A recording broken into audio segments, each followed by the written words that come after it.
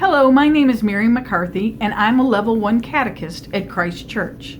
The story that I'm reading today is called A Certain Small Shepherd by Rebecca Caudill, illustrated by William Penet Dubois. A Certain Small Shepherd. This is a story of a strange and marvelous thing. It happened on Christmas morning at Hurricane Gap, and not so long ago at that.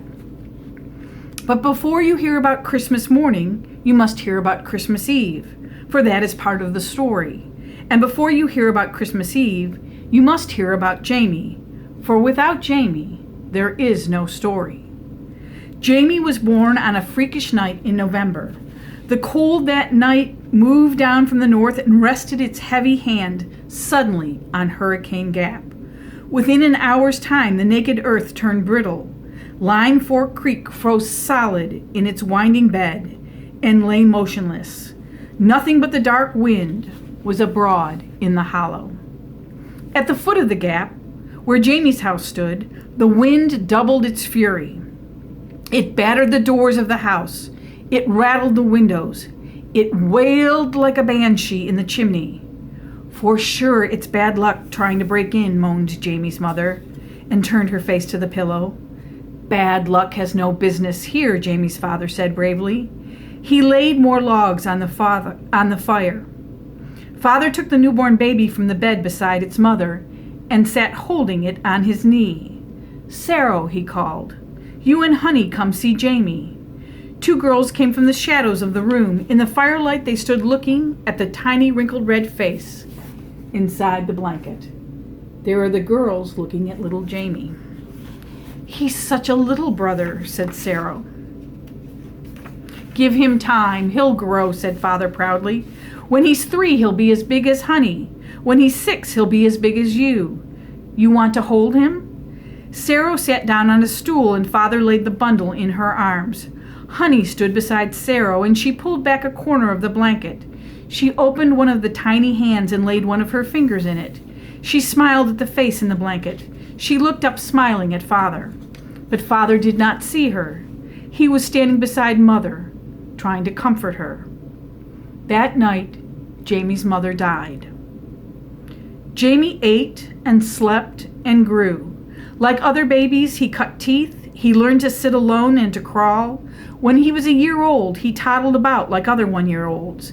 At 2, he carried around sticks and stones like other 2-year-olds. He threw balls and built towers of blocks and knocked them down. Everything that other 2-year-olds could do, Jamie could do, except for one thing. He could not talk. There's Jamie with his blocks. Jamie gets everything he wants by pointing, Father explained. Give him time, he'll learn to talk. At 3, Jamie could zip his shirt and tie his shoes. At 4, he followed Father to the stable at milking time, and he milked the kitten's pan full of milk. But even at 4, Jamie could not talk like the other children. In August every year, school opened at Hurricane Gap.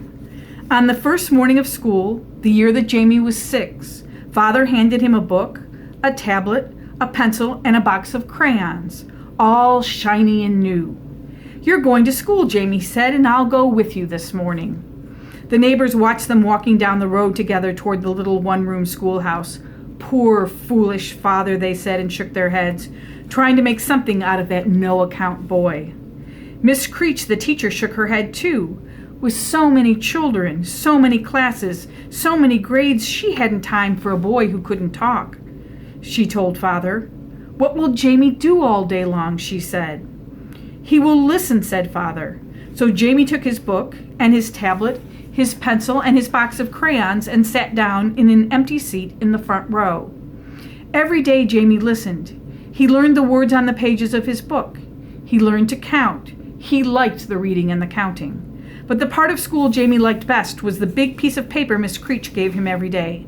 On it he printed words in squares, like the other children. He wrote numbers. He drew pictures and colored them with his crayons. He could say things on paper. One day Miss Creech said Jamie had the best paper in the first grade. She held it up for all the children to see. There's Miss Creech with the paper.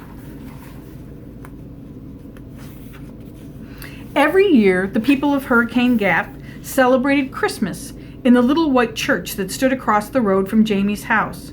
On Christmas Eve, the boys and girls gave a Christmas play. People came miles to see it, from the other side of Pine Mountain and from the head of every creek and hollow. Miss Creech directed the play. Miss Creech gave the part of Mary to Joan, who lived up Pine Mountain beyond the rock quarry. She asked Honey to bring in her big doll to be the baby. She gave the part of Joseph to Henry, who lived at the head of Little Laurel Patch. She asked Sarah to be an angel. Clive would be the innkeeper, and she chose 3 big boys to be wise men, 4 others to be shepherds. Jamie, she asked, how would you like to be a shepherd? He's too little, said one of the big shepherds. No, he isn't, said Sarah. If my father was a shepherd, Jamie would help him. That afternoon, Jamie became a small shepherd. He ran home after practice to tell Father. Father couldn't understand what Jamie was telling him, but he knew that Jamie had been changed into something important. The next day, Father went across Pine Mountain to the store. When he came home, he handed Sarah a package. In it was cloth of 4 colors: green, gold, white, and red. Make Jamie a shepherd's coat like the picture in the Bible, Father said to Sarah.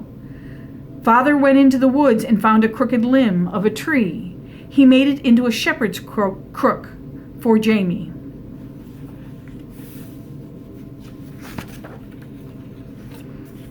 But the next morning, Jamie looked out at the world such as he had never seen it.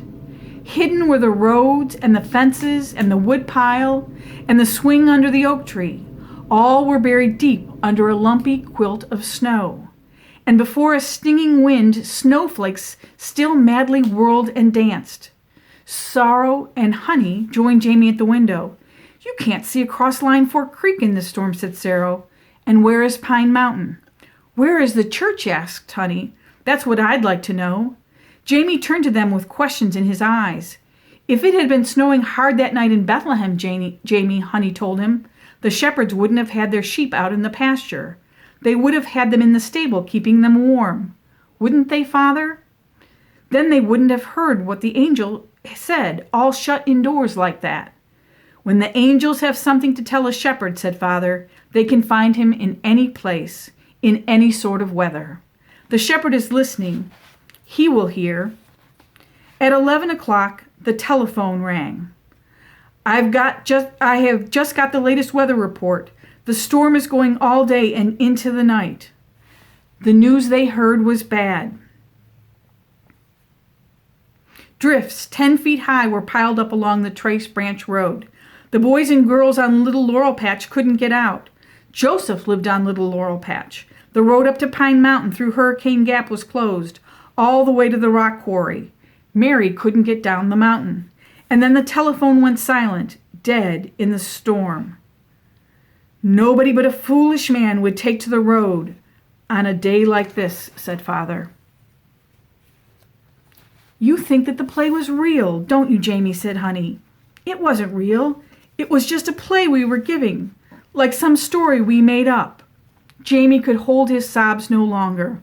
His body heaved as he ran to Father, and Father laid his arm about Jamie's shoulders. Sometimes, Jamie, he said, angels say to shepherds, be of good courage. After a while, Jamie left the fire and stood at the window, watching the wild storm. He squinted his eyes and stared. He motioned to Father to come and look. Sarah and Honey, too, hurried to the window and looked. Through the snowdrifts trudged a man, followed by a woman. They were bundled and buttoned from head to foot, and their faces were lowered against the wind and the flying snowflakes. Lord, have mercy, said Father as he watched them turn in at the gate. Around the house, the man and the woman made their way to the back door. As Father opened the door to them, a gust of snow-laden wind whisked into the kitchen. And there's the man and the woman. Coming out of the cold, said Father. The man and the woman stepped inside, and they stamped their feet on the kitchen floor. Jamie stood beside Father, Sarah, and Honey. The 3 of them stared at the man and the woman silently. "Where did you come from?" asked Father. "The other side of Pine Mountain," said the man.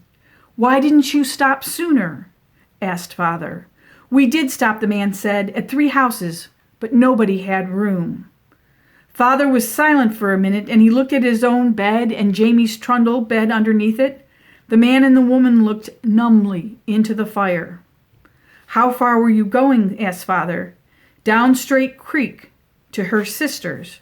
"You'll never get there tonight," Father said. "Maybe," said the man, "maybe there be a place in your stable?" "We could lay pallets on the kitchen floor," said Father. The woman looked at the children and she shook her head. "The stable is better," she said. "The stable is cold," said Father.